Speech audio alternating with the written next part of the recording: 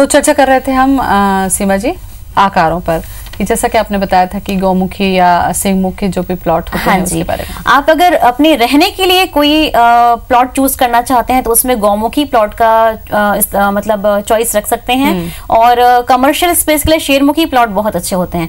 लेकिन एक बात ये भी बताना चाहूंगी कि हर स्थिति में गौमुखी और शेरमुखी प्लॉट अच्छे नहीं होते हैं। हमें ये देखना पड़ेगा कि किस दिशा में वो बढ़ रहा है और किस दिशा में वो घट रहा है। अगर सही दिशा में बढ़ रहा है तो गौमुखी और शेरमुखी दोनों ही अच्छे हैं, और सही दिशा में नहीं बढ़ रहे हैं तो दोनों ही नुकसानदायक है। अच्छा, कमर्शियल फील्ड की जब हम बात करते हैं तो यहाँ पे फिर वही बात आ जाती है कि प्लॉट अगर आपके पास में है और नया आप व्यवसाय शुरू कर रहे हैं तब तो आप निर्माण करवाते हैं, लेकिन अगर बना बनाया ही आपको यूज करना पड़े तो क्या सावधानी रखें लोग?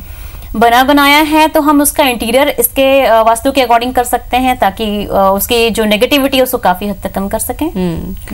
नेगेटिविटी का आपने जिक्र किया, लोगों को ये वास्तु विज्ञान को थोड़ा समझने की मैं आपके जरिए और कोशिश करती हूँ सीमा जी, क्योंकि ये सहज ही हम देखते हैं कि जब कभी किसी के घर में हम जाते हैं तो वहां जाकर बड़ा अच्छा फील होता है।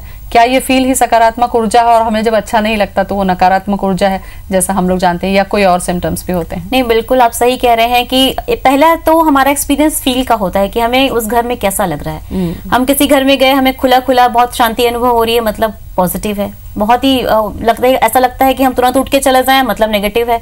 और कुछ चीजें समय के साथ सामने आती हैं, पॉजिटिव और नेगेटिव। अगर आप उस घर में अच्छी तरक्की कर रहे हैं, आपका स्वास्थ्य अच्छा है, बच्चे अच्छा पढ़ लिख रहे हैं, मतलब आपको वो वहां पर पॉजिटिविटी ज्यादा है।